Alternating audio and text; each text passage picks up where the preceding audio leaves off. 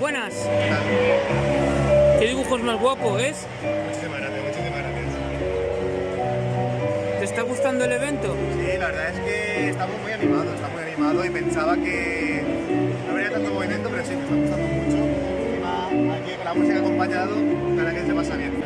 ¿Qué opinas del lugar? La verdad es que es amplio y no hace tanto calor, así que está bien. O sea, si estás nervioso como yo, realmente, que haya un poco de airecito está bien. Y sí, la verdad es que para ser la primera que se monta aquí, en este pueblo de Martorell, yo lo veo bastante animado. Lo veo bastante animado. Muy buenas. ¿Te está gustando el evento? ¿Qué te está pareciendo? Yo creo que bien, creo que hay mucha gente, aún no he podido dar una vuelta, pero yo creo que hay mucha gente. Vale, vale. ¿Te ha costado venir? Un poquito, pero elegante.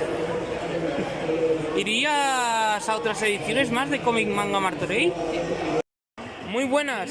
Hola, ¿Te está gustando el evento? muy guay, gente muy guay, ambientillo, está guay.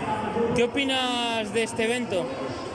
Pues que me gustaría que se hiciera más veces, queda cerquita de casa y que estaría guay que fuera creciendo.